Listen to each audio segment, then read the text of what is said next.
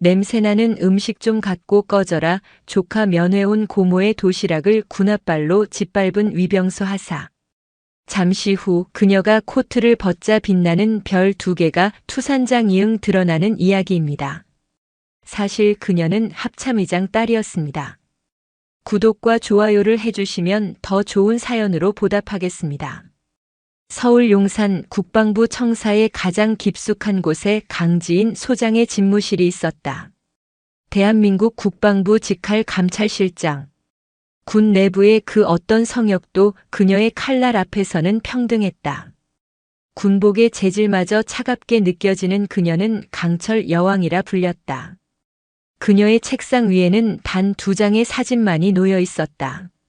하나는 먼 옛날, 지금은 고인이 된 오빠 내외와 함께 찍은 가족사진. 그리고 다른 하나는 그 오빠가 남긴 유일한 핏줄이자 그녀의 전부인 조카 강한결의 입대 전 사진이었다. 한낮의 정적이 깨진 것은 한 통의 전화벨 소리 때문이었다. 발신자 표시에 뜬 공중전화라는 글자를 본 순간 지인의 심장이 차갑게 내려앉았다. 한결이었다. 고모. 나 한결이야. 수화기 너머의 목소리는 물에 젖은 솜처럼 무겁고 가늘게 떨리고 있었다. 한결아. 무슨 일이야?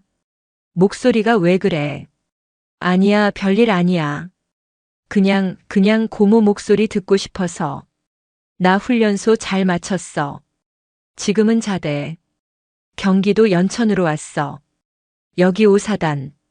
연천. 제5보병사단. 열쇠부대. 지인의 뇌리에 그 지명이 낙인처럼 찍혔다. 하필 그곳이었다.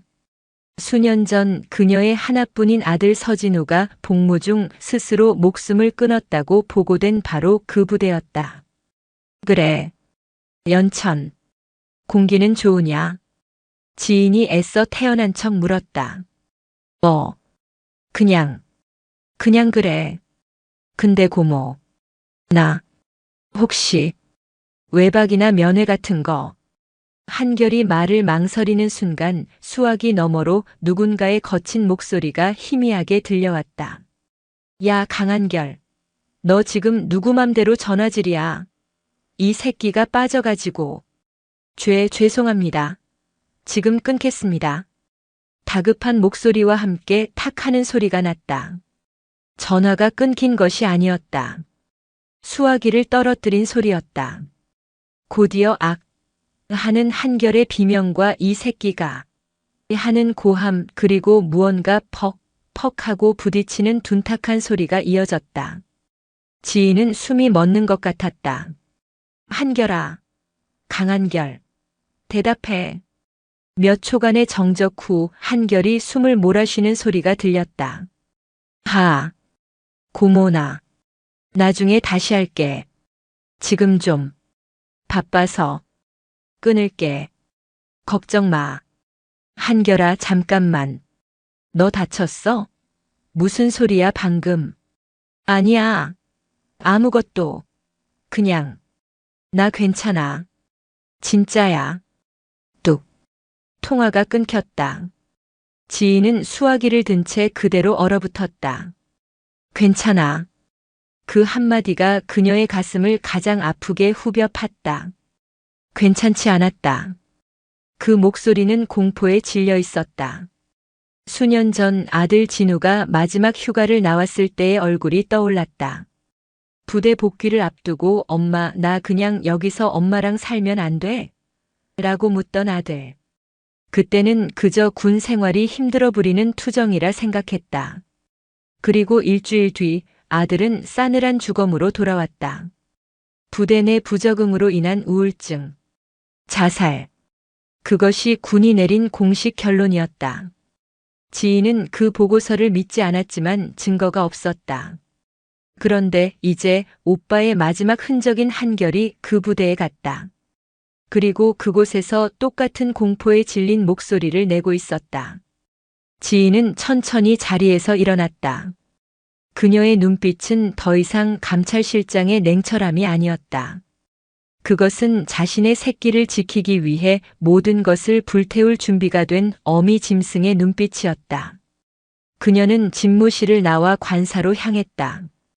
완벽하게 다려진 장군 정복을 벗어던졌다. 대신 옷장 깊숙한 곳에서 빛바랜 등산용 외투와 낡은 목도리, 털모자를 꺼냈다.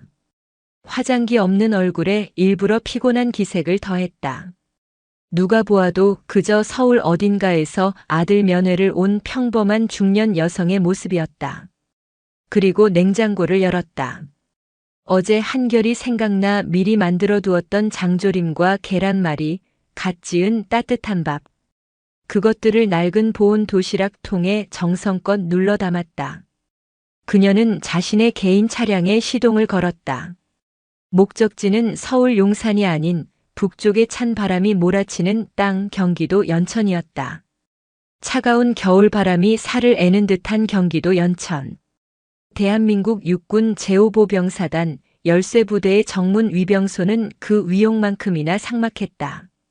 강지인의 낡은 승용차가 위병소 앞에 멈춰 섰다. 방탄모를 턱 밑까지 눌러쓴 위병소 근무자들이 그녀의 차를 막아섰다. 곧이어 위병소 안에서 한 명의 부사관이 껌을 짝짝 씹으며 어슬렁거리며 걸어 나왔다. 그의 명찰에는 하사 황인철이라고 적혀 있었다. 면회 오셨습니까? 황 하사는 지인을 위아래로 훑어보며 건성으로 물었다. 네. 저기 강한결 이등병. 면회 좀 하려고요. 조카가 몸이 좀 안 좋다고 해서. 지인이 일부러 더 걱정스러운 표정을 지으며 말했다.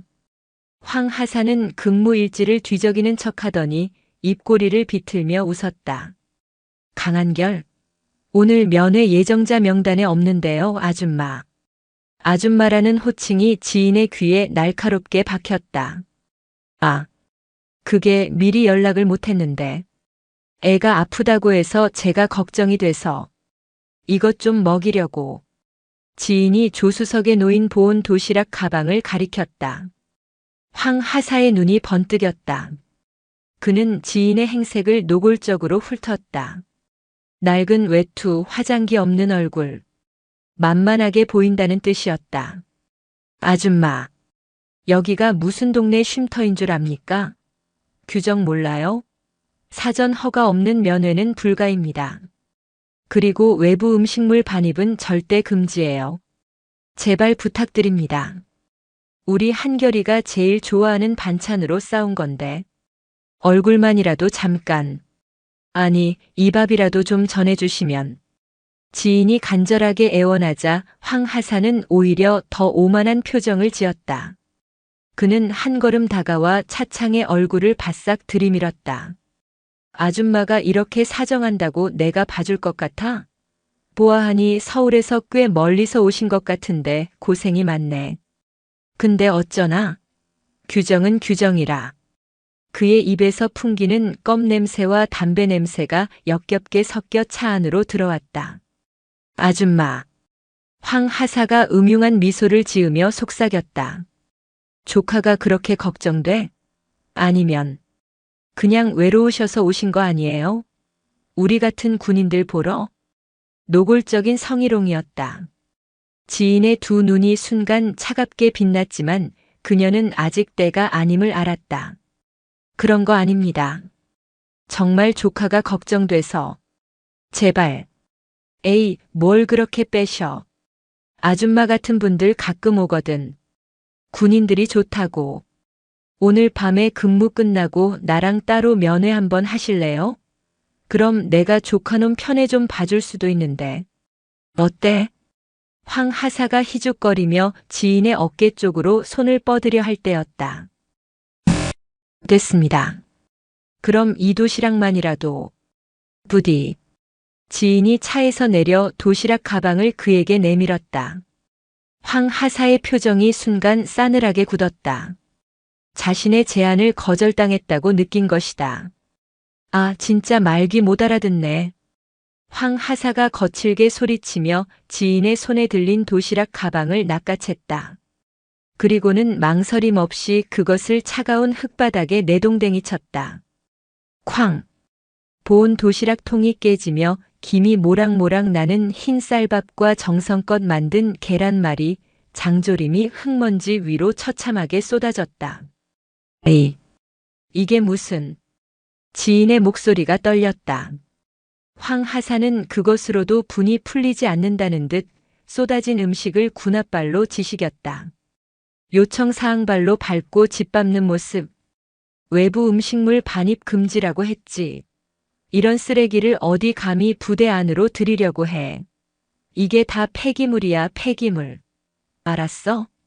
그는 흙과 뒤범벅이 된 밥알을 발로 비비며 고함을 질렀다. 그리고 너 아줌마, 당장 안 꺼져? 군무 집행 방해로 헌병 부르기 전에 썩 꺼지라고. 어디서 여자가 와서 귀찮게 굴어.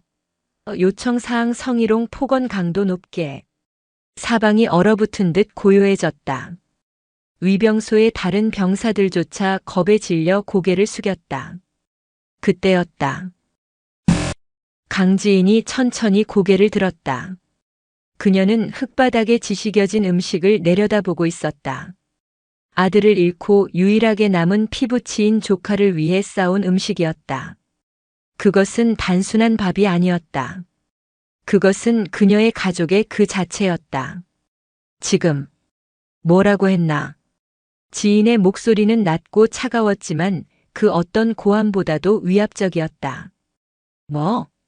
이 아줌마가 아직도 정신을 못 차려. 황하사가 다시 소리를 지르려던 순간 지인이 입고 있던 낡은 등산 외투의 지퍼를 쓱 하고 내렸다. 외투가 바닥으로 떨어져 내렸다. 그 안에서 드러난 것은 완벽하게 각이 잡힌 대한민국 육군 정복이었다. 그리고 황하사의 눈에 들어온 것은 그녀의 어깨에서 혹한의 빛을 발하고 있는 두 개의 은빛 별이었다. 소장. 국방부 직할 감찰실장 강지인 소장.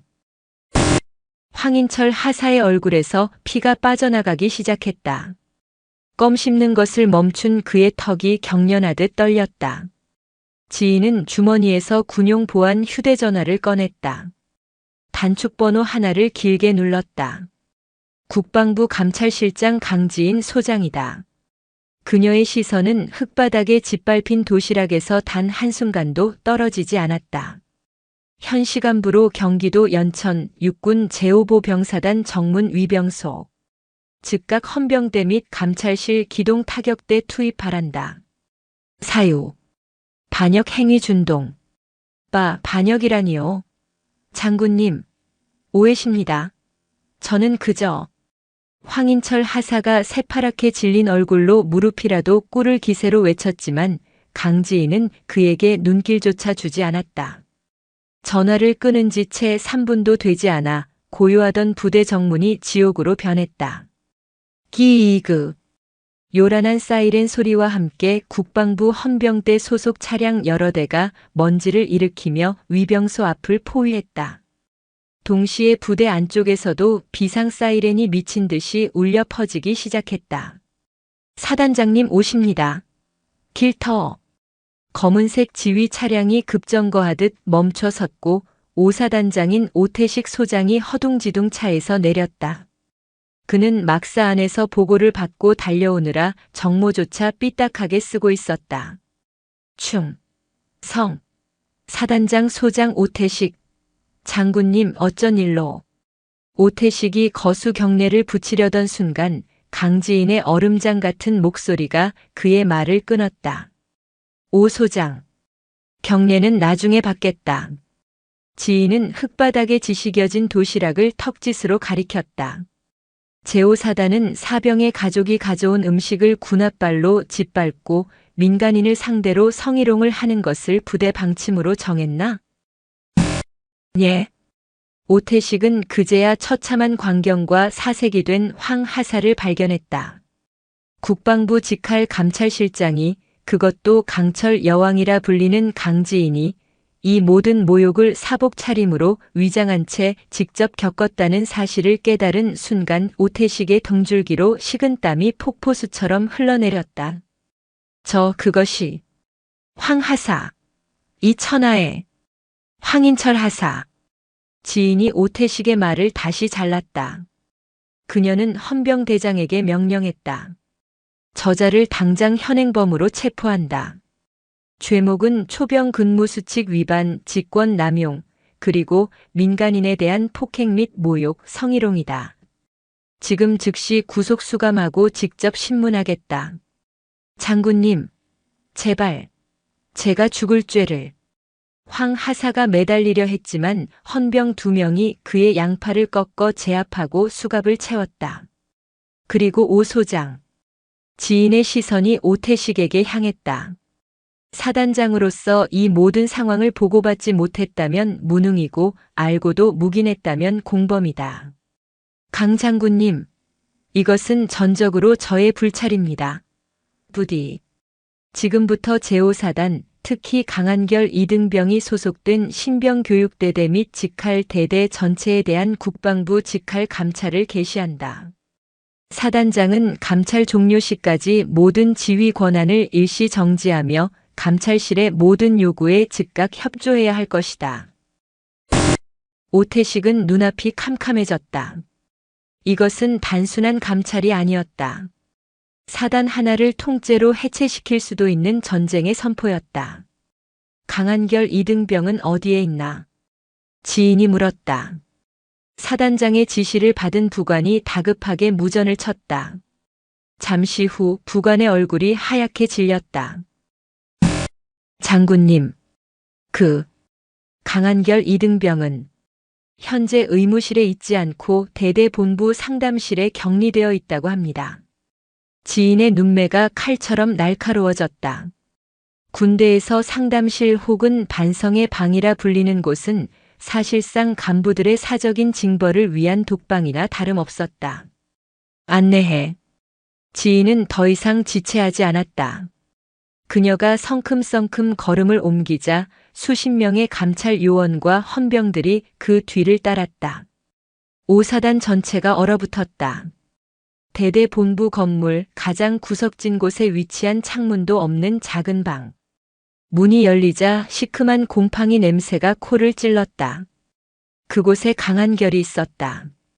한결은 방구석에 웅크리고 있었다. 그의 왼쪽 손목은 더러운 압박붕대로 대충 감겨 있었고 시퍼렇게 부어올라 있었다. 입술은 터져 있었고 뺨에는 선명한 손자국이 나 있었다.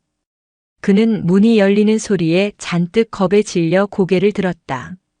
그리고 그는 보았다. 자신을 그토록 걱정하던 세상에서 가장 사랑하는 고모가 낡은 외투가 아닌 빛나는 별 2개를 어깨에 단 장군의 모습으로 자신을 내려다보고 있는 것을. 고모. 한결의 눈에서 참아왔던 눈물이 터져 나왔다. 한결아. 지인이 방 안으로 들어섰다. 그녀는 자신의 장군 정복 상의를 벗어 떨고 있는 한결의 어깨에 덮어주었다. 그리고는 부어오른 조카의 손목을 조심스럽게 살폈다. 이게 괜찮은 모습이었나? 그녀의 목소리는 분노로 가늘게 떨리고 있었다. 그녀는 한결을 부축해 일으켰다. 지금 즉시 국군 수도병원으로 후송한다. 감찰팀은 이 방을 봉쇄하고 대대장 박상도 중령과 중대장 김우진 대위를 즉각 직위 해제하고 연행해. 지인이 한결을 데리고 복도를 빠져나오자 뒤늦게 달려온 대대장과 중대장이 사색이 되어 경례를 붙였다. 충성.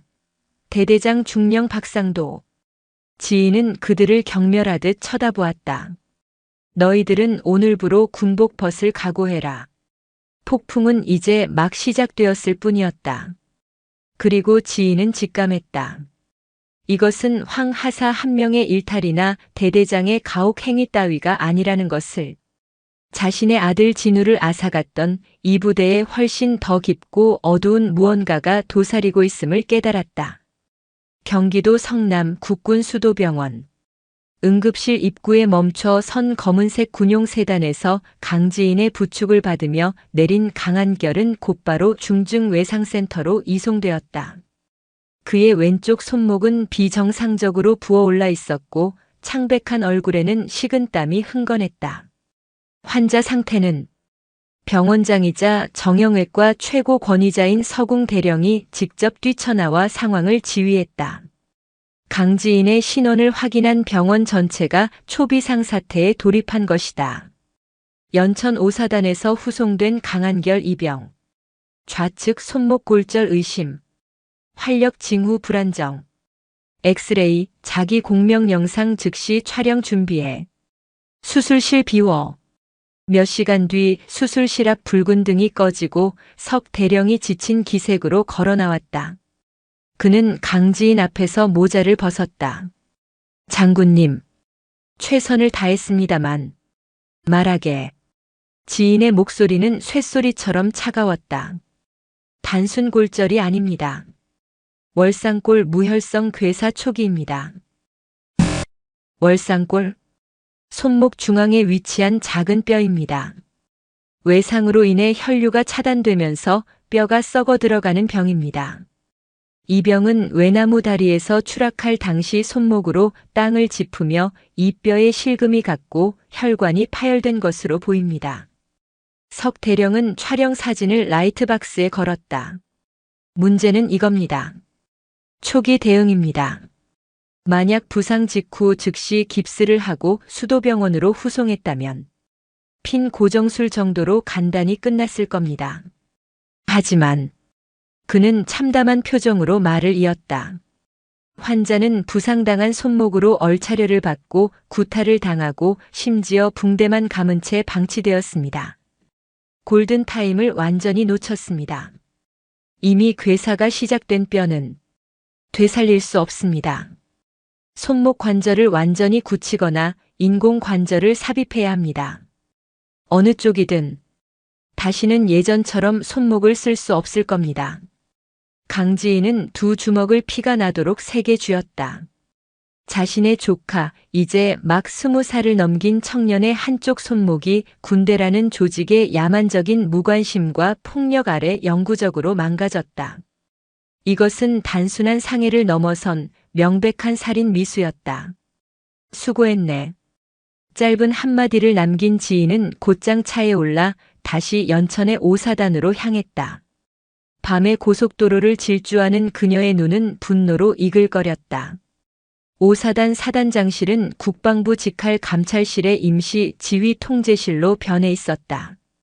황인철 하사 신문 결과 보고해. 네. 처음에는 묵비권을 행사했으나 증거 영상 위병소 폐쇄회로 화면과 민간인 성희롱 혐의를 제시하자 전부 자백했습니다. 감찰관이 보고서를 내밀었다. 황 하사는 상습적으로 면회객들에게 금품을 요구했고 특히 행색이 초라하거나 어수룩한 부모들에게는 폭언을 일삼으며 부대 내 반입 물품을 갈취해왔습니다. 갈취한 물품들은 어디로 갔나? 사단 주임원 사실로 상납되었습니다. 방 안의 공기가 순간 얼어붙었다. 사단 주임원사. 사단 내 모든 부사관의 정점이자 사병들의 군 생활에 막대한 영향을 끼치는 실질적인 권력자였다. 사단 주임원사 백종덕. 당장 연행해. 밤늦은 시각 사단 주임원사의 관사문이 강제로 열렸다. 백종덕 원사는 속옷 바람으로 뛰쳐나오다 헌병들에게 제압당했다. 그는 자신이 사단장의 오른팔임을 과시하며 오만하게 소리쳤다. 이게 무슨 짓들인가? 내가 누군지 알고. 오태식 사단장님 당장 부르지 못해. 오태식 소장은 현재 직무정지 상태다. 지인이 어둠 속에서 걸어 나오며 말했다. 백원사는 강지인의 계급장을 보고 순간 숨을 헙하고 삼켰다. 백종덕 원사. 자네 관사에 대한 압수수색 영장이다. 황인철 하사에게 상납받은 금품이 있다는 혐의다. 오해십니다. 저는 수색해. 감찰 요원들이 관사 내부를 샅샅이 뒤지기 시작했다. 하지만 백원사는 노련했다. 관사는 지나치게 깨끗했고 의심스러운 물건은 나오지 않았다. 장군님, 아무것도 없지 않습니까? 이건 명백한. 백원사가 안도의 한숨을 내쉬며 목소리를 높이던 그 순간 한 노련한 감찰 수사관이 백원사의 침대 머리맡에 걸린 군인 복무규율 액자를 유심히 살폈다. 이거 좀 이상합니다. 수사관이 액자를 벽에서 떼어내자 벽지가 교묘하게 잘린 부분이 드러났다. 그 안에는 소형 금고가 숨겨져 있었다. 열어. 백원사의 얼굴이 잿빛으로 변했다. 비밀번호를 모릅니다. 파괴해. 휴대용 절단기가 금고의 강철문을 잘라냈다. 그 안에서 쏟아져 나온 것은 현금 다발과 수십 개의 명품 시계 그리고 검은색 가죽으로 덮인 한 권의 두꺼운 수첩이었다. 지인은 장갑을 낀 손으로 그 수첩을 집어들었다. 첫 장을 넘기는 순간 그녀의 미간이 깊게 패였다. 그것은 단순한 뇌물 장부가 아니었다. 승진, 보직, 휴가, 징계 등의 항목으로 나뉘어 5사단 내 거의 모든 간부의 이름이 적혀 있었다. 그리고 그 이름 옆에는 금액과 날짜 그리고 그들의 약점이 빽빽하게 기록되어 있었다. 사단 참모장 문태환 대령, 승진 청탁 금액 5천만, 헌병대장 박철규 중령, 부하여군 성추행 무마 금액 3천만, 군의관 신지훈 대위, 의료사고 은폐 강한결 입영건 상부 지시. 강한결의 이름이 적힌 곳에 상부 지시라는 글자가 선명했다. 백원사. 상부가 누군가? 말해. 사단장. 오태식 소장님이십니다. 하지만 지인은 장부를 더 깊숙이 넘겼다. 장부의 마지막 부분 특수관리라고 적힌 페이지가 나왔다. 그곳에는 단 하나의 사건만이 기록되어 있었다. 일병 서진우. 처리 완료. 상부 지시 이행. 서진우. 강지인의 아들 이름이었다. 지인의 손이 미세하게 떨렸다. 그녀는 백원사의 멱살을 거머쥐고 벽으로 밀어붙였다. 강철 같던 그녀의 통제력이 처음으로 무너졌다. 내 아들 진우한테 무슨 짓을 했어? 상부가 누구야? 그 상부가 누구냐고. 백종덕 원사는 공포에 질려 떨며 거의 울부짖듯 한마디를 내뱉었다. 모릅니다. 저는 그저 지시를 따랐을 뿐입니다. 그분은 저희가 감히 입에 담을 수도 없는 분입니다. 군단장님이십니다. 그 순간 지인의 휴대전화가 울렸다. 발신자는 국방부 장관 비서실이었다. 강 장군, 지금 뭐 하는 건가? 당장 연천에서 철수해. 이건 명령이야. 장관의 차가운 목소리가 들려왔다. 못합니다. 뭐라고? 강 장군, 지금 제정신인가? 자네가 건드린 게 누군지 알아? 제3군단장 민태준 중장님이야. 군내 사조직 북진회의 수장이신 분이라고. 당장 STOP. 전화가 일방적으로 끊겼다. 지인은 장부를 움켜쥐었다. 제3군단장 민태준. 아들 서진우가 복무할 당시 5사단의 사단장이었던 남자. 그리고 지금 이 모든 부패의 정점에 서 있는 자. 감찰실 전 요원 즉시 춘천으로 이동한다. 제3군단 사령부를 급습한다. 장군님, 그건 장관님의 명령 불복종입니다. 지인이 아들을 죽인 자들의 이름이 적힌 장부를 들어보였다. 이것이 내 명령이다. 폭풍은 이제 연천이 아닌 싱싱 바람 부는 춘천을 향해 움직이기 시작했다. 국군 수도병원 1인 특실. 강한결은 멍하니 자신의 왼쪽 팔을 내려다보았다. 두꺼운 깁스 아래 자신의 손목은 이제 돌이킬 수 없는 상처를 입었다. 육체적 고통보다 그를 더 괴롭히는 것은 혼란스러움이었다. 고모가. 장군님? 그에게 고모 강지인은 늘 바쁘지만 다정한 평범한 공무원인 줄로만 알았다. 가끔 명절에 만날 때마다 한결이 밥은 잘 먹고 다니냐며 용돈을 쥐어주던 돌아가신 아버지를 대신해 자신을 챙겨주던 유일한 어른이었다. 그런 그녀가 5사단을 뒤집어 엎었다. 사단장조차 그녀 앞에서 벌벌 떨었다. 간호장교가 두고 간 태블릿 PC로 뉴스를 검색하던 한결의 손가락이 멈췄다. 속보라는 머리글과 함께 뜬 기사 때문이었다. 단독 현역 이성 여성 장군, 조카 사적 구제 위해 사단 마비시켜. 월권 논란. 기사는 강지인을 히스테릭한 지휘관으로 매도하고 있었다. 조카의 가벼운 부상을 빌미로 군 전체의 기강을 무너뜨리고 있다는 악의적인 내용이었다. 댓글은 차마 눈뜨고 볼 수 없을 정도로 끔찍했다. 여군이 별을 다니까 저 모양이지. 이러니 군대가 개판이 되지. 저 장군년 당장 옷 벗겨라. 아니야. 이건 아닌데. 한결은 분노로 손을 떨며 다른 기사들을 검색하기 시작했다. 강지인 장군 5사단. 그리고 문득 떠오른 기억의 조각을 더듬었다. 연천 5사단. 입대 전 고모가 유독 그 부대를 추천했던 것이 기억났다.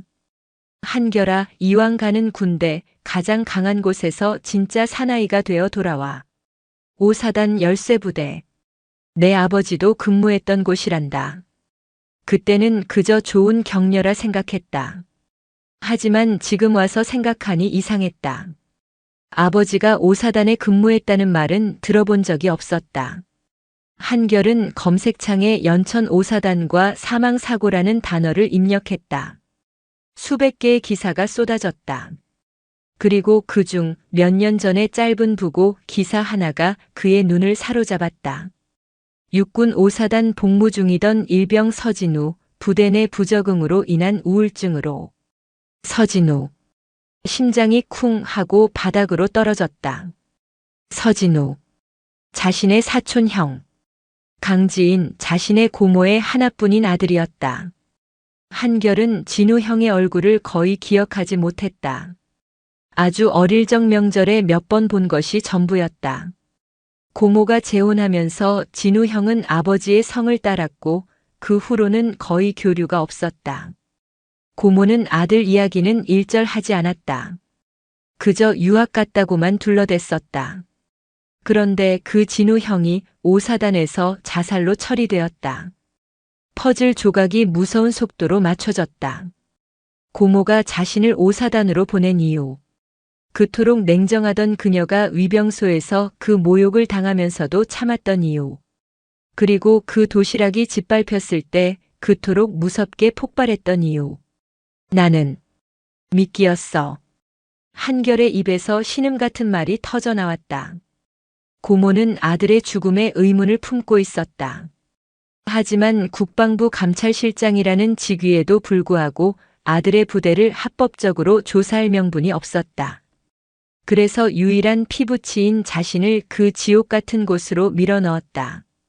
자신이 그 안에서 폭행을 당하거나 부당한 일을 겪기를 어쩌면 바라고 있었던 건 아닐까? 그의 부상이, 그의 고통이 고모에게는 아들의 복수를 위한 명분이자 무기가 되어 주었다. 배신감과 서러움이 동시에 밀려왔다. 그때 병실 문이 열리고 강지인이 들어왔다. 연천과 춘천을 오가며 지휘하느라 며칠 밤을 샌 그녀의 얼굴은 한결의 것만큼이나 창백했다. 한결아, 몸은 좀. 왜 그랬어요? 한결의 차가운 목소리에 지인의 걸음이 멈췄다. 왜 나를 거기로 보냈어요? 진우 형. 거기서 죽었잖아요. 고모 아들 거기서 죽었잖아요. 한결이 태블릿 PC를 그녀에게 집어 던졌다. 화면에는 서진우 일병의 부고 기사가 떠 있었다. 지인의 눈동자가 거세게 흔들렸다. 그녀의 가장 깊은 비밀, 그녀가 강철 여왕이 되어야만 했던 이유가 드러났다. 알았구나. 대답해요. 나 미끼로 쓴 거 맞죠? 내가 맞고 다치길 바랐던 거 맞죠? 한결이 울부짖었다. 지인은 대답 대신 병실 창가로 다가가 밖을 내다보았다. 그녀의 어깨가 가늘게 떨리고 있었다. 미안하다. 미안하다 한결아. 지인이 천천히 돌아섰다. 그녀의 눈에는 눈물이 가득 고여 있었다. 강철 여왕의 가면이 완전히 부서져 내린 그저 아들을 잃은 한 어미의 얼굴이었다. 진우는 자살하지 않았어. 지인의 목소리는 갈라져 있었다. 그 아이는 누구보다 강한 아이였어. 하지만 군은 그 아이를 2번 죽였어. 억울한 죽음을 우울증으로 덮어버렸지. 나는 내 아들의 명예를 되찾고 싶었다. 그 괴물들을 내 손으로 처단하고 싶었어. 그녀는 한결의 침대맡에 무너지듯 주저앉았다. 너를 오사단으로 보낸 건 사실이야. 그곳에서 무슨 일이 벌어지는지 내 눈이 되어주길 바랐다. 하지만 맹세컨대 내가 이렇게 다치길 바란 적은 단 한순간도 없었어. 나는 그저 내가 안전하게 그들의 비리를 목격해주기만을 바랐던 거야. 그것은 어미의 복수심과 고모로서의 죄책감이 뒤섞인 처절한 고백이었다. 내가 오만했다. 내 아들을 죽인 놈들이 내 조카에게도 똑같은 짓을 할 거라는 걸 예상하지 못했어. 내가 내 손으로 너를 사지로 밀어넣은 거야. 지인은 한결의 깁스한 손을 차마 만지지도 못하고 그저 바라보며 눈물을 떨어뜨렸다. 한결의 분노는 서서히 가라앉았다. 그 자리를 채운 것은 고모에 대한 연민과 자신과 같은 고통을 겪었을 사촌 형에 대한 슬픔이었다. 그리고 깨달았다. 고모는 자신을 이용한 것이 아니라 자신에게 의지하려 했던 것임을.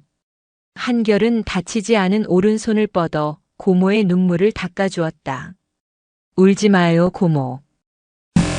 한결아.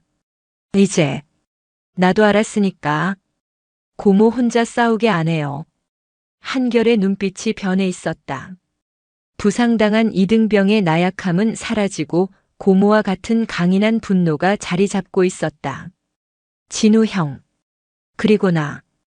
우릴 이렇게 만든 놈들 고모 손으로 다 끝장내요. 나. 고모가 이기는 거 여기서 똑똑히 볼 테니까. 그것은 단순한 가족애를 넘어선 피로 이어진 동지애의 맹세였다. 2 사람의 전쟁은 이제 막 시작되고 있었다. 강원도 춘천 제3군단 사령부. 북진이라는 거대한 비석이 위압적으로 서 있는 군단 사령부 정문이 소란스러워졌다. 국방부 직할 감찰실 소속 차량들이 헌병대의 저지선을 뚫고 사령부 본청 앞까지 돌진했다. 여긴 3군단입니다. 상급 부대라도 예고 없는 감찰은 군단 헌병대장이 다급하게 막아섰지만 강지인은 차에서 내리지도 않고 명령했다. 길 막으면 쏴. 공무집행방해 현행범으로. 차량 행렬은 멈추지 않았다. 본청 로비에 감찰 요원들이 들이닥쳤다. 제3군단장 민태준 중장 집무실이 어디인가. 그때 2층 테라스에서 낮고 묵직한 목소리가 울려 퍼졌다. 여기까지 무슨 행차신가, 강 소장. 장관님 명령도 무시하고 춘천까지 온 걸 보니 단단히 미쳤거나 아니면 확실한 패를 쥐고 왔거나 둘 중 하나겠군. 육군 삼성 장군 민태준 중장이었다. 그는 군복조차 입지 않은 채 고급스러운 전투복 위에 패딩 점퍼를 걸치고 있었다. 그을린 피부와 매서운 눈매, 압도적인 카리스마는 그가 왜 군내 최대 사조직 북진회의 수장인지를 증명하는 듯했다. 민태준 중장. 5사단에서 발생한 비리 및 가혹 행위 그리고 지인이 백종덕 원사의 비밀 장부를 꺼내 들었다. 수년 전 발생한 서진우 일병 사망 사건 은폐 혐의로 조사를 시작하겠다. 민태준은 그 장부를 보고도 눈 하나 깜짝하지 않았다. 오히려 재미있다는 듯 웃음을 터뜨렸다. 하, 서진우? 아, 그 나약한 녀석. 자네 아들이었지 참. 멘탈이 약해서 스스로 목숨을 끊은 놈을 가지고 아직도 이러는 건가. 어미로서의 정은 알겠지만 장군으로선 실격이군 강지인. 닥쳐. 어디서 감히 이성 따위가 삼성에게 계급장 떼고 붙어볼까? 민태준이 고함을 질렀다. 자네가 지금 누구에게 칼을 겨눈 건지 아직도 모르겠나? 이 군대는 나 민태준을 중심으로 돌아가. 자네가 믿는 장관, 청와대, 그들조차 내 앞에서는 함부로 못해. 그의 말이 끝나기 무섭게 지인의 휴대전화로 문자 메시지가 쏟아지기 시작했다. 조선일보 속보 이성 장군 강지인 장관 명령 불복종. 3군단 사령부 무단 침입. 중앙일보 단독 강지인 장군 아들 자살 사건 사적 복수 위해 군 지휘체계 붕괴시켜. 민태준이 언론을 움직인 것이다. 단 몇 분 만에 강지인은 조카의 복수를 위해 군 전체를 마비시킨 미친 여장군이 되어 있었다. 어때? 강 소장. 민태준이 비열하게 웃었다. 이래도 그깟 수첩 쪼가리로 날 잡을 수 있을 것 같나? 자넨 이제 끝났어. 지금 당장 짐 싸서 꺼져. 내일 아침이면 자네 책상은 치워져 있을 테니. 감찰 요원들이 동요하기 시작했다. 이것은 조사가 아니었다. 명백한 하극상이자 쿠데타로 비칠 수 있었다. 강지인은 완전히 고립되었다. 장관은 등을 돌렸고 언론은 그녀를 공격하고 적은 눈앞에서 그녀를 조롱하고 있었다. 지인은 묵묵히 자신의 휴대전화를 꺼내 들었다. 그리고는 어딘가로 전화를 걸었다. 민태준은 그녀가 마지막 발악이라도 하는 줄 알고 팔짱을 낀 채 지켜보았다. 접니다. 지금입니다. 방패를 치워주십시오. 무슨. 민태준이 의아해하는 순간 그의 집무실에 있던 모든 전화기가 동시에 울리기 시작했다. 국방부, 육군본부, 심지어 청와대 국가안보실까지 모든 라인에서 불호령이 떨어졌다. 민태준 중장, 지금 뭐 하는 짓인가? 당장 강지인 장군에게 전폭적으로 협조해. 이 시간부로 제3군단장의 모든 지휘 권한을 정지한다. 민태준의 얼굴이 처음으로 굳어졌다. 그가 믿었던 북진회 라인의 상급자들이 일제히 그에게 등을 돌린 것이다. 말도 안 돼. 어떻게 내 라인을. 내 라인이라고. 지인이 차갑게 웃으며 그에게 다가갔다. 그들은 내 라인이 아니었어. 그저 너보다 더 무서운 존재 앞에 잠시 엎드려 있었을 뿐이지. 더 무서운 존재. 그때 로비의 거대한 텔레비전 화면이 일제히 정규 방송을 중단하고 긴급 속보로 전환되었다. 긴급 속보 대한민국 대통령 특별 담화 발표. 화면에는 대한민국 대통령이 직접 나와 엄숙한 표정으로 성명을 발표하고 있었다. 본인은 오늘 군 내부의 뿌리 깊은 적폐를 도려내기 위한 결단을 내렸습니다. 국방부 직할 감찰실장 강지인 소장에게 군 내부 비리 척결을 위한 전권을 위임하며 그녀의 모든 감찰 활동에 무한한 신뢰와 지지를 보냅니다. 이에 저항하는 자는 지위 고하를 막론하고 국가 반역에 준하는 책임을 묻겠습니다. 네. 대통령. 민태준의 다리가 풀렸다. 그는 강지인이 고작 장관 라인을 타고 있다고 생각했다. 하지만 그녀는 처음부터 용 그 자체와 직거래를 하고 있었다. 강지인이 한결을 오사단에 보낸 것은 단순히 아들의 복수를 위한 명분이 아니었다. 그것은 대통령에게 약속했던 대한민국 군 전체를 뒤엎을 수술의 시작을 알리는 신호탄이었다. 민태준. 지인이 자신의 부관 김소령에게서 익명의 제보자가 보낸 결정적인 영상 파일이 담긴 USB를 건네받았다. 이건 내가 내 아들 진우에게 한 짓이다. 지인이 파일을 노트북에 꽂아 민태준의 눈앞에 들이밀었다. 화면 속에는 수년 전 오사단의 한 폐창고에서 당시 사단장이었던 민태준이 어린 서진우 일병의 멱살을 잡고 있는 장면이 고스란히 담겨 있었다. 이 새끼가 내가 군수 물자 빼돌리는 걸 봤다고 죽고 싶어 환장했구나. 살려주십시오. 그래. 편하게 해주마. 우울증으로. 영상이 끝나고 민태준은 사색이 된 채 주저앉았다. 이제 시작이다. 강지인이 차갑게 선언했다. 민태준 중장을 살인 및 살인교사, 국가물자, 횡령, 직권남용 혐의로 현시간부로 체포한다. 강철 여왕의 칼날이 마침내 거학의 심장을 꿰뚫기 시작했다. 민태준 중장이 춘천 제3군단 사령부에서 수갑을 차고 연행되는 장면은 모든 언론의 일면을 장식했다. 대통령의 특별 담화가 모든 반격의 싹을 잘라버린 덕이었다. 현역 삼성 장군, 그것도 군내 최대 사조직의 수장이 살인 및 반역 혐의로 체포된 것은 건군 이래 초유의 사태였다. 대한민국 군은 그야말로 발칵 뒤집혔다. 하지만 강지인의 집무실, 국방부 직할 감찰실은 폭풍전야처럼 고요했다. 민태준이 입을 열지 않습니다. 김소령이 보고서를 내밀었다. 예상대로입니다. 자신의 모든 혐의를 부인하고 있습니다. 특히 서진우 일병 사망 관련 영상은 악의적인 합성이라 주장하며 초호화 변호인단을 선임했습니다. 북진회 소속 법무관들이 총동원되어 방어 논리를 만들고 있습니다. 지인은 차가운 눈으로 보고서를 훑어보았다. 살인 혐의를 입증할 결정적 증거. 그 영상만으로는 부족해.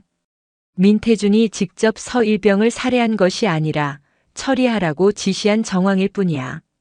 놈들은 처리라는 단어가 징계나 관심 병사 관리를 의미했을 뿐이라고 발뺌할 거다.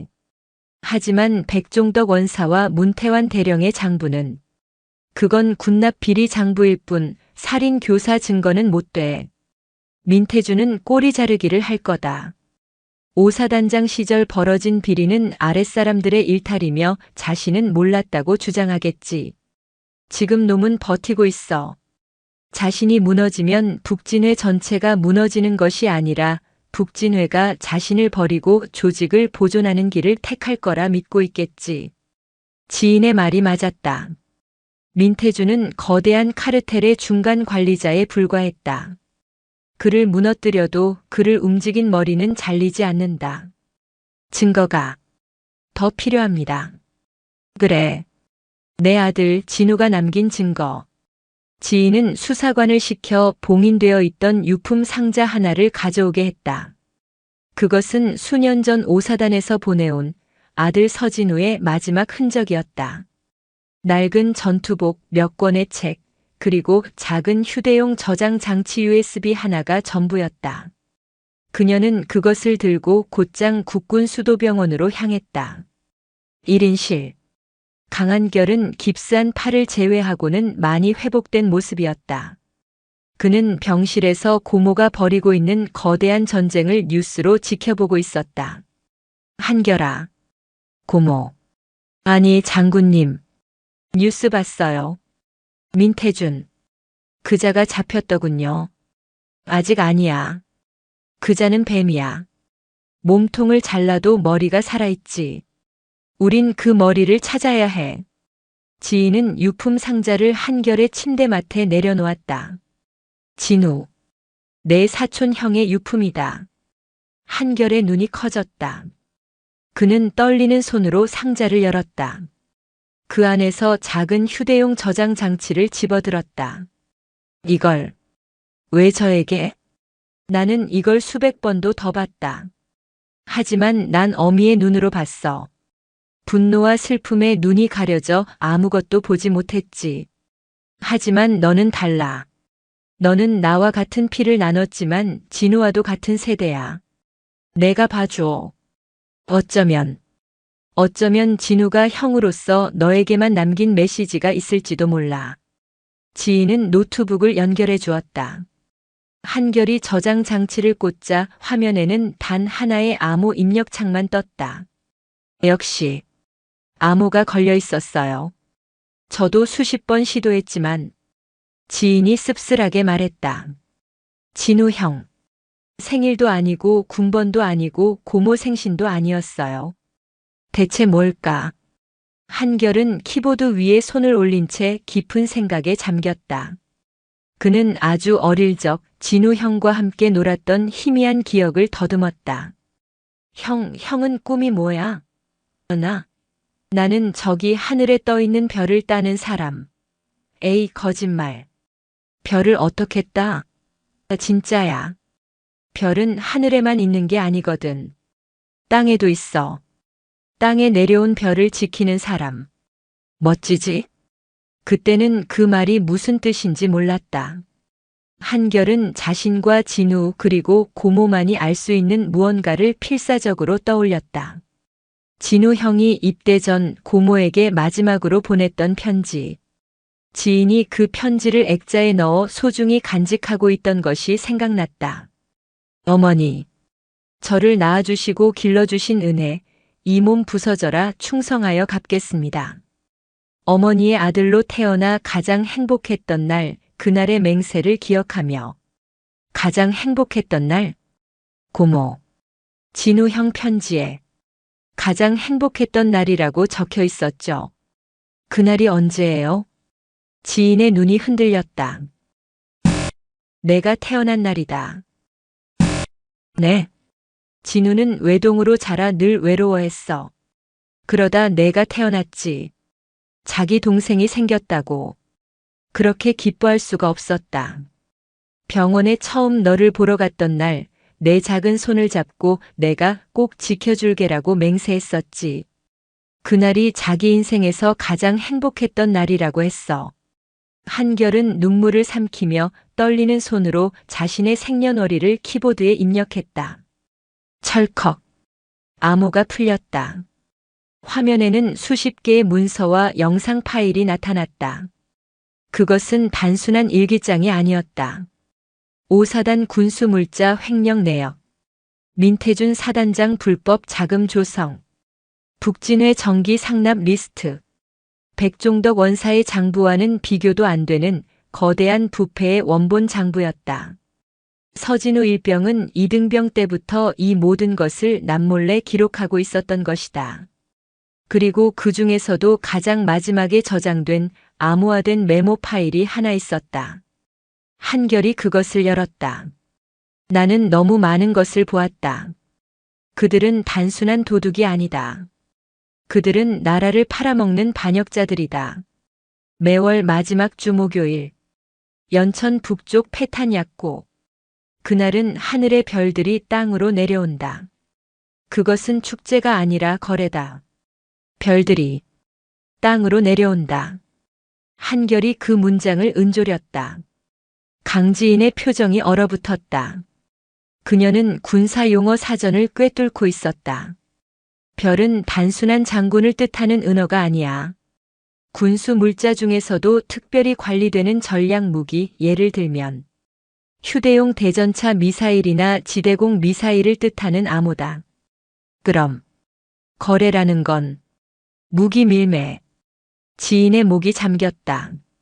그녀의 아들은 단순한 군납 비리를 목격한 것이 아니었다. 현역 군인들이 대한민국의 최전방에서 적에게 팔아넘길 수도 있는 치명적인 무기를 빼돌리는 반역의 현장을 목격했던 것이다. 민태준. 그자는 단순한 살인자가 아니었어. 반역자였어. 지인은 즉시 달력을 확인했다. 오늘은 수요일이었다. 내일이 매월 마지막 주 목요일입니다. 그렇다면 민태준은 잡혔지만 거래는 예정대로 진행될 거다. 그들은 민태준이 체포되어도 시스템은 돌아간다고 믿을 테니까. 혹은 민태준을 구하기 위해 더 큰 거래를 시도할 수도 있어. 지인의 눈이 번뜩였다. 이것은 민태준을 넘어 그 배후의 몸통까지 한 번에 잡아들릴 수 있는 절호의 기회였다. 김소령. 예, 장군님. 국방부 직할 감찰실 전 병력 비상 소집. 그리고 707 특임대대에 지원 요청한다. 내일 밤 연천 패탄약고에서 반역자들을 소탕한다. 작전명 별사냥. 아들이 남긴 마지막 유산은 복수의 칼이 되어 어미의 손에 쥐어졌다. 어둠이 짙게 깔린 경기도 연천의 밤. 민간인 통제선 넘어 수십 년간 버려진 북쪽 패탄약고 주변은 죽은 듯이 고요했다. 바람이 낡은 철조망을 스치며 내는 소리만이 유일한 생명체의 흔적이었다. 하지만 그 어둠 속에는 대한민국에서 가장 치명적인 그림자들이 숨어 있었다. 알파팀 1번 능선 확보 완료. 브라보팀 퇴로 차단 완료. 타격 목표 섹터 델타. 현재까지 특이 동향 없음. 페탄약고에서 약 2km 떨어진 야산 중턱에 설치된 이동식 지휘본부. 수십 개의 모니터가 칠흑 같은 어둠을 적외선 영상으로 밝히고 있었다. 강지인은 헤드셋을 낀 채 작전 상황판을 응시하고 있었다. 그녀의 곁에는 707 특임 대대장과 감찰실 요원들이 숨을 죽인 채 대기 중이었다. 이번 작전은 대통령의 직접 승인하에 극비리에 진행되었다. 군 내부의 그 누구도 심지어 육군 참모총장조차 이 작전의 실체를 몰랐다. 자정이 가까워질 무렵 움직임 포착, 섹터 델타 접근, 적외선 카메라가 2대의 정체불명 군용 트럭을 잡아냈다. 위장막으로 덮인 트럭은 헤드라이트조차 끈 채 익숙한 듯 페탄약고 앞으로 다가왔다. 저 차량, 5사단 군수지원대대 소속 차량입니다. 번호판 확인. 트럭에서 내린 자들은 군복 차림이었지만 계급장이나 명찰은 모두 제거한 상태였다. 그들의 움직임은 조심스러웠다. 그들은 곧 탄약고의 육중한 철문을 열고 안으로 들어가 나무 상자들을 트럭에 싣기 시작했다. 저 상자, 미군 제식 표식이 붙어 있습니다. 휴대용 지대공 미사일 스팅어로 추정됩니다. 지인의 손에 땀이 찼다. 저것들이 만약 적의 손에 넘어간다면 대한민국의 제공권은 심각한 위협을 받게 된다. 거래 대상은 아직인가? 기다리십시오. 곧 올 겁니다. 그때 또 다른 움직임이 감지되었다. 이번에는 민간인 통제선 남쪽, 즉 대한민국 영토 깊숙한 곳에서 3대의 검은색 세단이 접근하고 있었다. 저들은 군인이 아닙니다. 복장과 행동 양식으로 보아 민간 브로커 혹은 외국 정보 요원으로 추정됩니다. 두 무리는 페탄약고 앞에서 만났다. 군인들이 상자를 열어 내용물을 보여주자 검은 양복을 입은 자들이 고개를 끄덕이며 돈 가방으로 보이는 물건을 건넸다. 거래 현장 확인. 이제 기다려. 지인이 대대장의 말을 끊었다. 아직이야. 진짜가 안 왔어. 네. 하지만 저들이 무기를 가지고. 저들은 꼴이다. 저들을 지금 덮치면 몸통은 도망가. 내 아들이 본 별은 저런 잡어들이 아니야. 바로 그 순간이었다. 지휘본부의 레이더 담당 병사가 다급하게 외쳤다. 북쪽 상공에서 미확인 비행체 접근. 속도. 저속입니다. 헬기입니다. 뭐라고? 모든 카메라가 일제히 하늘을 향했다. 야간 투시경 화면 속 칠흑 같은 어둠을 뚫고 2대의 헬기가 소리 없이 접근하고 있었다. 육중한 동체, 날렵한 실루엣. 아파치 공격 헬기입니다. 아군 식별 신호는 없습니다. 피하 식별 불가. 적성 헬기로 간주. 지휘본부가 발칵 뒤집혔다. 적성 국가의 헬기가, 그것도 최정예 공격 헬기가 여기까지 소리 없이 침투했다는 말인가. 2대의 아파치 헬기는 탄약고 상공에 멈춰섰다. 그러자 땅에서 거래를 하던 군인들과 브로커들이 일제히 헬기를 향해 경광봉을 흔들었다. 저놈들 한패였습니다. 헬기에서 탐조등이 켜지며 땅을 비췄다. 헬기 동체 하부에서 와이어가 내려왔고 그들은 무기 상자들을 헬기에 결속하기 시작했다. 세상에. 저들은 무기를 트럭으로 옮긴 게 아니었어. 헬기로, 그것도 공격 헬기로 직접 공수에 빼돌리고 있었던 거야. 이것은 밀매가 아니었다. 적성 국가의 군사 기밀과 핵심 무기를 통째로 넘기는 완벽한 반역 행위였다.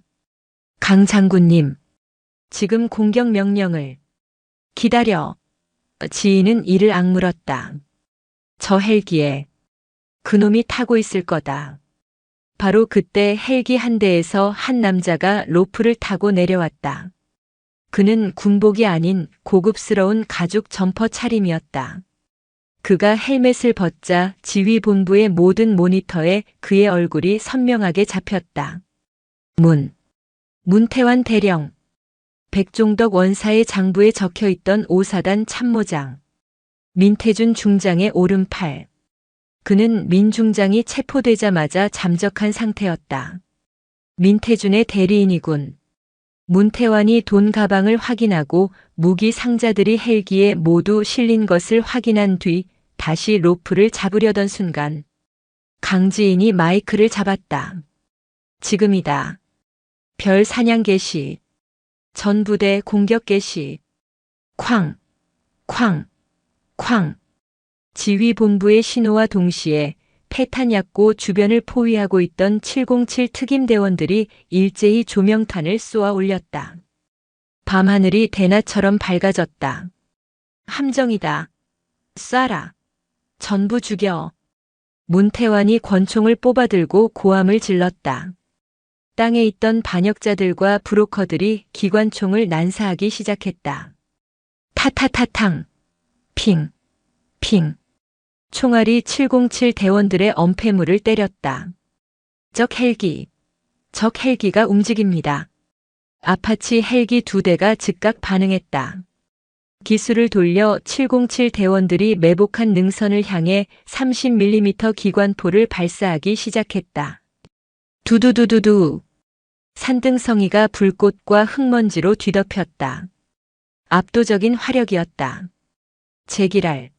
헬기다. 대공 화기가 필요하다. 알파팀. 후퇴하라. 화력에 밀린다. 특임 대대장이 다급하게 외쳤다. 지상 병력만으로는 하늘을 나는 맹수를 잡을 수 없었다. 문태환은 비웃으며 다시 로프를 잡았다. 작전은 실패하는 듯 보였다. 장군님, 이대로는. 강지인은 미동도 하지 않았다. 그녀는 모니터 속에서 조롱하듯 웃는 문태환을 바라보며 조용히 다른 채널의 마이크를 잡았다. 하늘의 사냥개. 때가 됐다. 내 주인을 물어라. 그녀의 말이 끝나기 무섭게 또 다른 굉음이 밤하늘을 갈랐다. 이번에는 동쪽 707 대원들의 후방 상공이었다. 저것은 암흑 속에서 거대한 실루엣 4개가 나타났다. 아파치 헬기 2대를 압도하는 대한민국 육군의 주력 공격 헬기 바이퍼 4대였다. 그들은 북진회나 반역자들의 것이 아닌 강지인이 대통령의 승인하에 동원한 진짜 아군이었다. 뭐야? 저것들은. 문태환이 당황했다. 반역자들의 아파치 헬기 조종사들도 경악했다. 4대의 바이퍼 헬기는 순식간에 2대의 아파치를 포위했다. 경고한다. 즉시 엔진을 끄고 투항하라. 불응시 격추한다. 아파치 헬기 조종사는 잠시 망설이는 듯 하더니 갑자기 기술을 돌려 바이퍼 한 대를 향해 미사일을 발사하려 했다. 적기 발사 자세. 공격. 파이어. 바이퍼 헬기에서 공대공 미사일이 불을 뿜었다. 쾅. 반역자의 아파치 헬기 한 대가 조종석을 직격당하고 불덩이가 되어 추락했다. 으악. 남은 아파치 헬기 한 대는 겁에 질려 즉시 무장을 해제하고 땅으로 내려앉았다. 지상에서는 707 대원들이 일제히 뛰쳐나와 문태환을 포함한 모든 반역자와 브로커들을 제압했다. 문태환은 자신이 탔어야 할 헬기가 불타는 것을 보며 무릎을 꿇었다. 강지인은 천천히 지휘본부를 걸어 나와 포박당한 문태환 대령 앞에 섰다. 내 놈의 별은 땅으로 내려온 게 아니라 하늘에서 떨어졌구나. 민태준은 어디까지나 중간책. 내 놈들 뒤에 누가 있지? 이 무기들은 원래 어디로 갈 예정이었나? 말해. 문태환은 피를 뱉으며 그녀를 노려보았다. 내년이. 내년이 감히 건드릴 수 있는 분이 아니시다. 너는 우리 군피아의 그림자도 밟지 못해. 군피아 마피여? 지인의 눈이 가늘어졌다. 그래. 이 나라 군대는 우리가 만들었고 우리가 지배한다. 너 같은 별 하나가 감히. 좋다. 그 잘난 군피아의 머리가 누군지 지금부터 내 놈의 입으로 직접 듣겠다. 지인은 감찰 요원에게 턱짓했다. 서울로 압송해. 특별신문실로. 아들의 죽음에서 시작된 복수는 이제 이 나라의 안보를 좀먹어온 거대한 마피아 조직 군피아와의 전면전을 향해 달려가고 있었다. 국방부 직할 감찰실 지하 3층. 대한민국에서 가장 깊고 어두운 곳에 위치한 특별신문실. 그곳에는 단 한 줄기의 빛도 한 점의 소리도 허용되지 않았다. 문태환 대령은 꼬박 이틀간의 신문에도 입을 열지 않았다. 그는 북진회보다 더 강력한 군피아라는 조직의 보호를 굳게 믿고 있었다. 강지인. 소용없다. 너는 나를 기소조차 못해. 내일 아침이면 나는 여기서 풀려날 거다. 그리고 너는 옷을 벗게 되겠지. 아직도 정신을 못 차렸군. 지인은 신문실의 모니터를 껐다. 김소령이 옆방에서 다급하게 보고했다. 장군님, 문 대령의 말이 맞을지도 모릅니다. 방금 전 국방부 장관 비서실이 아닌 청와대 민정수석실에서 연락이 왔습니다. 문태환 대령의 신병을 즉각 자신들에게 인계하라고 합니다. 이유는 국가 안보와 직결된 특수 임무 수행 중 발생한 오해이며 모든 조사는 민정수석실에서 직접 관할하겠다는. 웃기는 소리. 지인이 코웃음을 쳤다.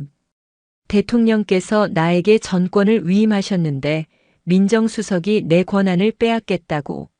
그자가 바로 군피아의 방패막이군. 어떻게 하시겠습니까? 민태준과 문태환을 동시에 흔든다. 지인은 곧장 민태준 중장이 수감된 군 교도소로 향했다. 민장군. 거래를 하러 왔다. 철창 안에 민태준은 수척해졌지만 눈빛만은 여전히 오만했다. 거래? 이성 장군 따위가 삼성 장군에게 할 거래가 있나? 당신 버림받았어. 지인이 별 사냥 작전의 결과 보고서를 철창 사이로 밀어넣었다. 문태환 대령이 현장에서 체포되고 무기 밀매 현장이 전부 촬영된 사진이었다. 민태준의 얼굴이 처음으로 일그러졌다. 에이, 이럴 리가. 문 대령이. 문태환은 지금 내 손에 있다. 그리고 그는 곧 입을 열겠지. 모든 것을 당신이 지시했다고. 거짓말. 문 대령은 배신할 놈이 아니야. 배신? 아니, 보호를 요청하겠지. 그는 당신의 범죄를 증언하는 대가로 감형을 받을 거야. 하지만 당신은 어떨까? 살인교사의 반역죄 수괴. 사형이야. 당신이 그토록 충성하던 군피아는 당신을 구해주지 않아. 이미 당신은 버려진 카드니까. 민태준의 호흡이 거칠어졌다. 그는 평생을 북진회와 군피아에 충성했다. 하지만 그들의 생리를 누구보다 잘 알았다. 쓸모 없어진 패는 가차없이 버려진다. 내가 뭘 하면 되지? 당신이 모시던 주인의 이름을 말해. 모른다. 나는 그분의 얼굴을 한 번도 본 적이 없다. 우리는 그저 회장님이라고 불렀다. 모든 지시는 청와대 민정수석실을 통해 내려왔다. 역시나 민정수석. 하지만 회장의 진짜 신원을 알 수 있는 물건이 하나 있지. 바로 황금 독수리. 황금 독수리. 군피아의 핵심 멤버들에게만 주어지는 일종의 신분증이네. 스위스 은행의 비밀 계좌를 열 수 있는 실물 열쇠이기도 하지. 모든 검은 돈이 그곳으로 흘러들어가. 나도 가지고 있다. 민태준은 자신의 군화 밑창을 뜯어냈다. 그곳에는 손톱만 한 크기의 정교한 황금 독수리 문양이 박힌 특수 합금 조각이 숨겨져 있었다. 이것이 내 몫이다. 하지만 회장의 것은 달라. 그의 것만이 마스터 키다. 모든 계좌를 열 수 있지. 그걸 찾아. 그걸 찾으면 그자가 누구든 무너뜨릴 수 있어. 지인은 황금 독수리 조각을 건네받았다. 마지막 질문이다. 내 아들 서진우는 왜 죽여야 했나? 민태주는 고개를 숙였다. 그 아이는 괴물이었어. 우연히 페타냐코의 거래를 목격했지. 처음에는 단순한 군납 비리로 알고 접근하더군. 그래서 100원사를 시켜 경고했네. 하지만 그 아이는 포기하지 않았어. 오히려 더 깊이 파고들었지. 회장의 존재까지 알아내기 직전이었어. 회장이 직접 지시했다. 처리하라고. 가장 고통스럽지 않은 방식으로. 지인은 눈을 감았다. 아들은 영웅이었다. 거대한 악과 홀로 맞서 싸웠던 진정한 군인이었다. 자네는 사형을 면치 못할 거다. 하지만 자네 가족들은 내 선에서 보호해주지. 고맙다, 강 장군. 지인은 곧장 다시 신문실로 돌아왔다. 그녀는 민태준에게서 받은 황금 독수리를 문태환의 면전에 던졌다. 이게 뭔지 알겠지. 민태준이 다 불었다. 내 놈의 회장까지. 문태환의 눈이 절망으로 흔들렸다. 그가 믿었던 민태준마저 무너졌다는 사실에 마지막 희망이 끊어졌다. 말도 안 돼. 민 장군님께서. 내가 입을 열 마지막 기회다. 민태준은 주범, 너는 종범. 하지만 끝까지 입을 닫으면 너 역시 반역죄의 주범으로 사형이야. 회장의 이름. 그리고 그가 가진 마스터 키는 어디에 있지? 윤상일. 윤상일 전 국방부 장관이십니다. 드디어 이름이 나왔다. 윤상일. 역대 최장수 국방부 장관을 지내고 퇴임 후에도 국방정책에 막대한 영향력을 행사하는 인물. 현재는 유력한 차기 대권 주자로까지 거론되는 거물이었다. 그가 바로 군피아의 수장 회장이었다. 그의 황금 독수리는 늘 그의 넥타이 핀에, 그가 가장 아끼는 승리라는 이름의 넥타이 핀에 숨겨져 있습니다. 모든 퍼즐이 맞춰졌다. 지인은 즉시 대통령에게 독대를 신청했다.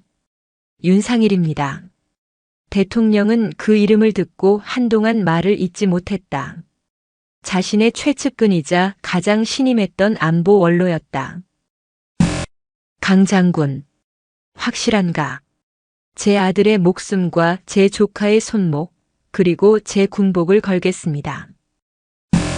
좋다. 대통령이 결심한 듯 일어섰다. 그 괴물의 심장을 직접 도려내게. 필요한 모든 것을 지원하겠네. 국정원 요원들이든 청와대 경호실이든. 단 실패는 없네. 제가 직접 가겠습니다. 그자의 마지막을 제 눈으로 봐야겠습니다.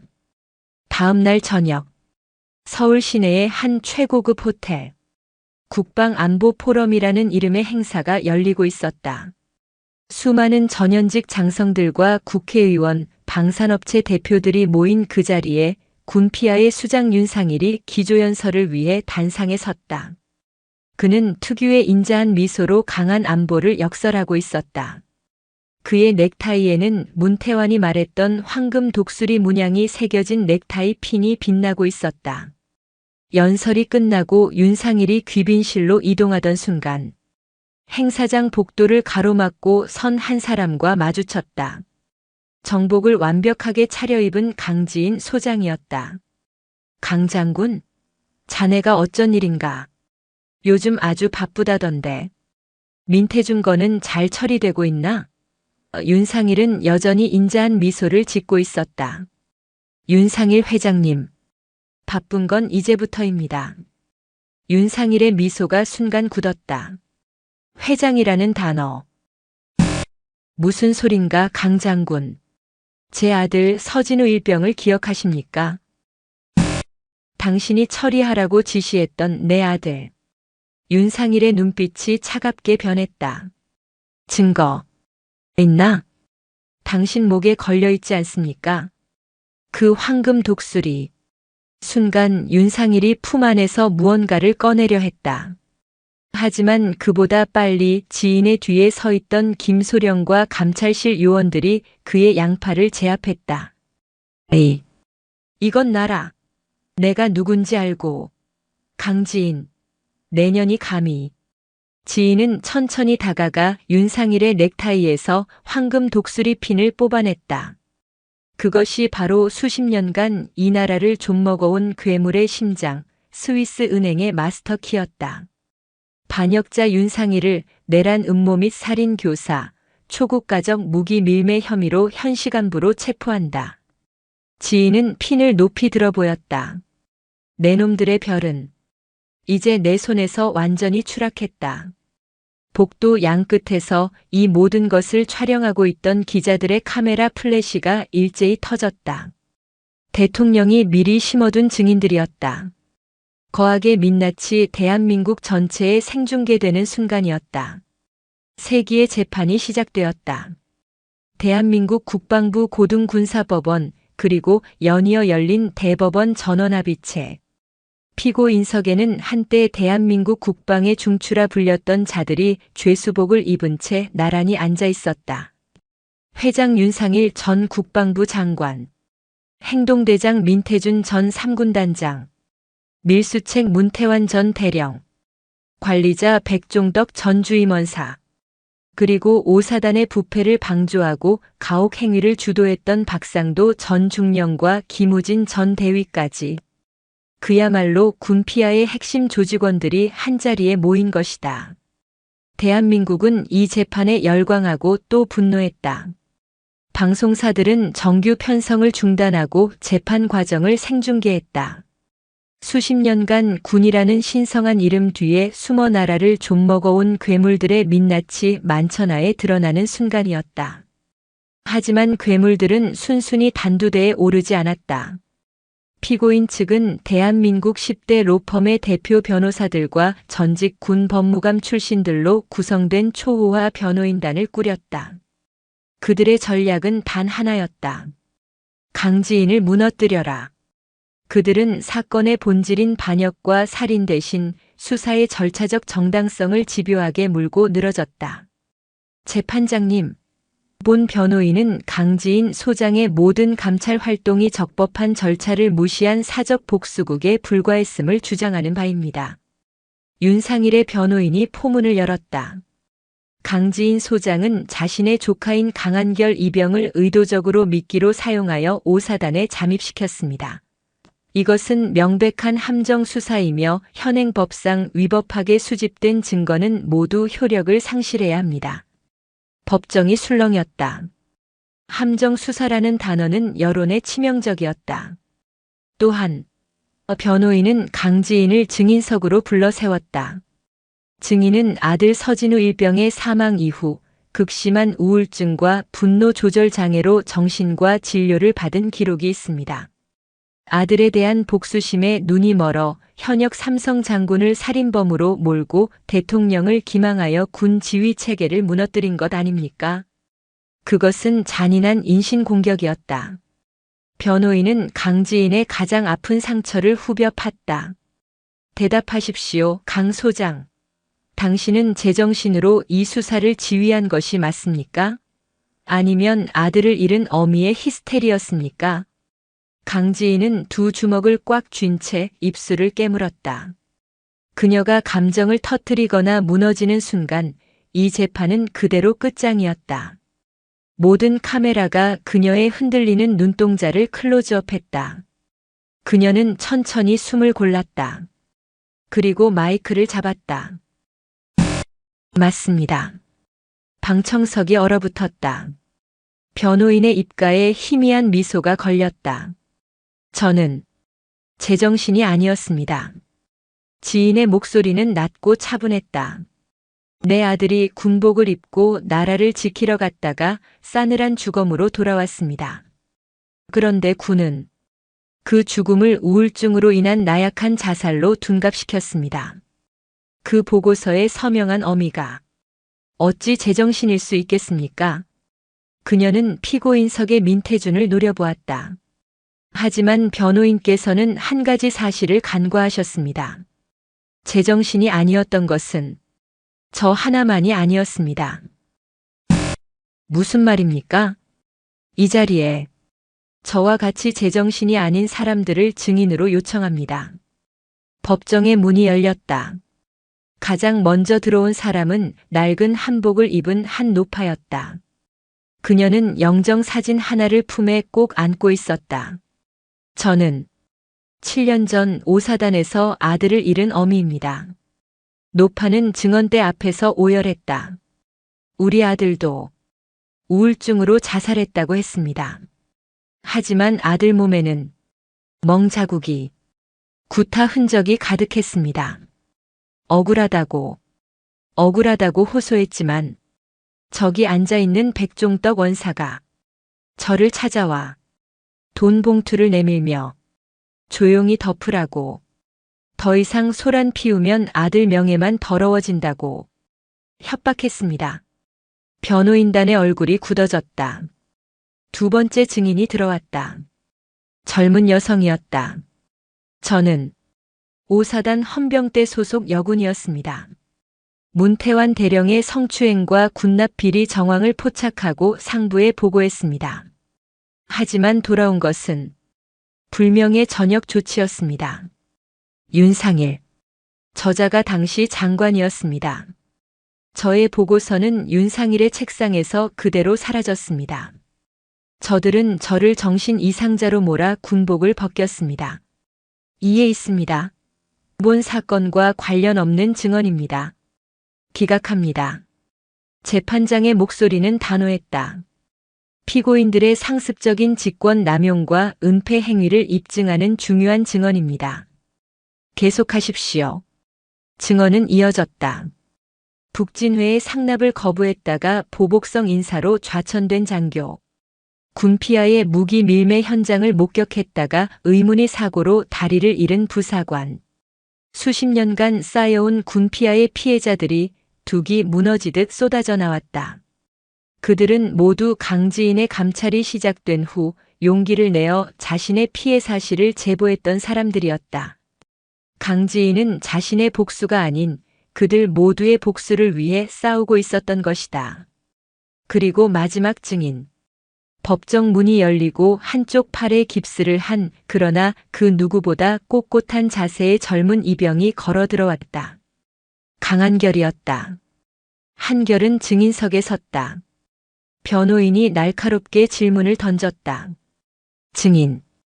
강지인 소장과 고모 조카 관계가 맞지요? 맞습니다. 고모의 지시를 받고 오사단 비리를 캐기 위해 입대한 것 아닙니까? 소위 말하는 스파이 노릇을 한 겁니다. 한결은 변호인을 똑바로 바라보았다. 아닙니다. 저는 제 사촌 형 서진우 일병이 그곳에서 왜 죽어야 했는지 알고 싶었습니다. 그리고 한결은 자신의 깁스한 왼쪽 팔을 들어보였다. 월상골 무혈성 괴사로 인해 그의 손목은 다시는 예전처럼 움직일 수 없었다. 저는 이 손목을 잃고 나서야 깨달았습니다. 제 사촌 형이 겪었을 고통을, 그리고 저와 같은 수많은 청년들이 지금 이 순간에도 겪고 있을 절망을 말입니다. 변호사님은 이것을 함정수사라 부르셨습니까? 저는 이것을 진실이라 부릅니다. 그의 목소리는 법정 전체를 울렸다. 저들은 제 도시락을 짓밟은 것이 아닙니다. 아들을 걱정하는 부모의 마음을 짓밟았습니다. 저들은 제 손목을 부러뜨린 것이 아닙니다. 대한민국의 국방력을 부러뜨렸습니다. 그리고 한결은 피고인석의 윤상일과 민태준을 향해 돌아섰다. 그의 눈에는 두려움 대신 불꽃 같은 분노가 타오르고 있었다. 당신들은 내 사촌 형을 죽인 것이 아니야. 당신들은 대한민국 군인의 명예를 죽였어. 정적이 흘렀다. 초호와 변호인단은 그 어떤 반론도 제기하지 못했다. 최종 선고일. 재판장은 판결문을 읽어 내려갔다. 그 목소리는 무겁고도 단호했다. 피고인 윤상일. 윤상일은 고개를 빳빳이 든 채 재판장을 노려보고 있었다. 피고인은 전 국방부 장관으로서 국가와 국민의 안위를 지켜야 할 최고 책무를 저버리고 사조직 군피아를 결성하여 수십 년간 군수 물자를 횡령하고 국가 안보의 핵심인 무기를 적성 국가에 밀매하려 시도하였으며 이 과정에서 진실을 밝히려 한 서진우 일병을 처리하라는 지시를 내려 살인을 교사하였다. 이는 단순한 부패를 넘어 국가의 근간을 뒤흔든 명백한 반역 행위이다. 이에 재판부는 피고인 윤상일에게 대한민국의 법이 정한 최고형 무기징역을 선고한다. 쾅! 판사봉이 내리쳐졌다. 윤상일의 얼굴이 무너져 내렸다. 그는 내가 이 나라를 위해 라고 소리쳤지만 헌병들에게 입이 막힌 채 끌려나갔다. 피고인 민태준. 살인교사 및 반역죄 공모 직권남용. 무기징역. 피고인 문태환. 반역죄 실행 및 뇌물수수. 징역 30년. 피고인 백종덕. 직권남용 및 뇌물공여, 가혹행위 방조.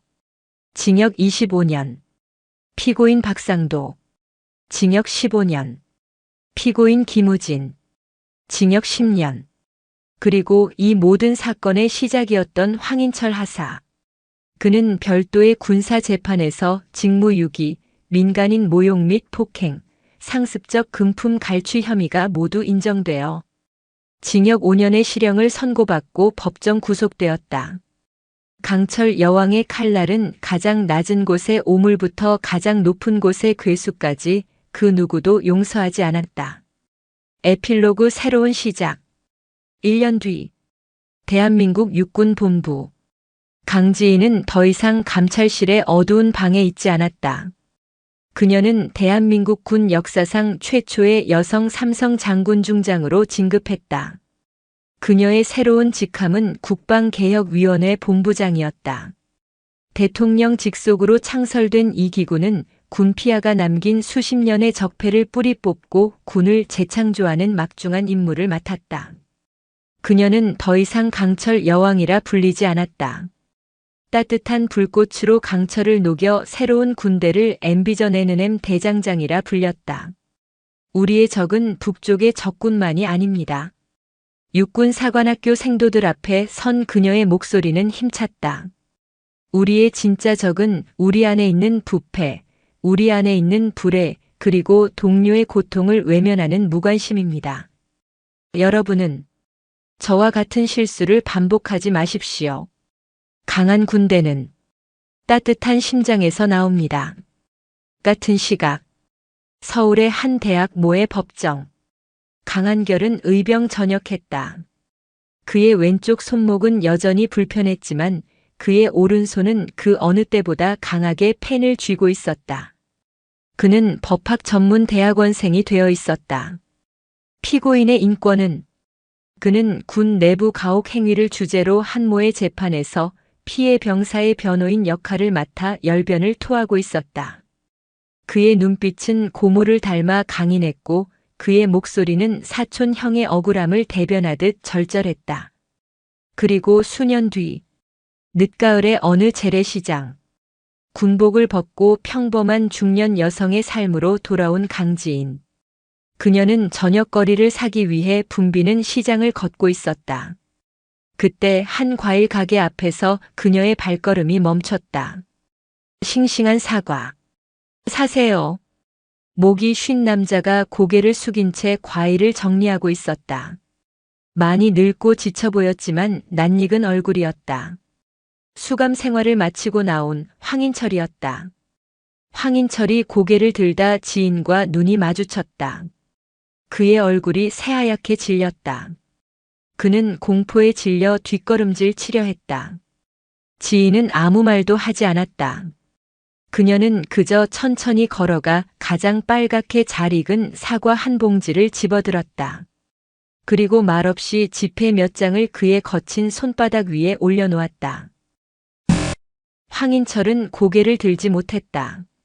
그가 장군님, 저는 이라고 말하려던 순간 지인은 그저 덤덤하게 흙먼지가 묻은 사과 하나를 꺼내 옷소매에 쓱쓱 닦았다. 그리고 한 입 크게 베어 물었다. 그것은 용서가 아니었다. 그렇다고 복수도 아니었다. 당신이 짓밟았던 것은 누군가의 정성이었지만 나는 당신의 새로운 정성을 기꺼이 산다. 그러니 다시는 그렇게 살지 마라. 그 어떤 꾸짖음보다 무거운 화해의 메시지였다. 지인이 시장 인파 속으로 사라진 뒤 황인철은 그 자리에 주저앉아 어린아이처럼 통곡했다. 마지막 장면. 서울 프레스센터. 화려한 조명 아래 커다란 현수막이 걸려 있었다. 제1회 서진우 인권상 시상식. 군피아에게서 환수한 천문학적인 비자금으로 설립된 재단이었다. 군 내부의 부조리를 고발하고 인권 향상에 기여한 진짜 군인에게 수여되는 상이었다. 초대 수상자가 호명되었다. 초대 수상자는 군 피해자들을 위한 무료 변론을 이어오신 강한결 변호사님이십니다. 단상으로 올라가는 강한결의 모습은 이제 완벽한 법조인의 모습이었다. 그는 여전히 왼쪽 손에 얇은 장갑을 끼고 있었지만 그 누구보다 당당했다. 그는 상패를 받아들고 객석의 맨 앞줄을 바라보았다. 그곳에는 세상에서 가장 따뜻한 미소를 짓고 있는 고모 강지인이 앉아 있었다. 한결은 마이크 앞에 섰다. 저는 오늘 두 분의 영웅께 이 상을 바칩니다. 한 분은 거대한 악의 심장부에서 홀로 싸우다 별이 된 저의 사촌 형, 고 서진우 일병입니다. 객석이 숙연해졌다. 그리고 그 별을 찾기 위해 스스로 강철 갑옷을 입고 지옥으로 걸어 들어간 저의 고모 강지인 장군님이십니다. 한결은 상패를 든 채 강지인을 향해 돌아섰다. 그는 부상당한 손으로 거수 경례를 할 수 없었다. 대신 그는 오른손을 왼쪽 가슴 심장이 뛰는 곳에 올렸다. 그리고 가장 깊고 가장 뜨거운 존경을 담아 그녀를 향해 고개를 숙였다. 충성. 강지인의 눈에서 그 모든 아픔과 회한과 자부심을 담은 눈물 한 줄기가 흘러내렸다. 그것은 아들에 대한 추모이자 조카에 대한 대견함이었으며 스스로의 삶에 대한 경이었다. 강철은 불꽃 속에서 녹아내렸지만 더 강하고 따뜻한 무언가로 다시 태어나 새로운 시대를 밝히고 있었다. 오늘도 인생지의 말씀을 잘 들어주셔서 감사합니다.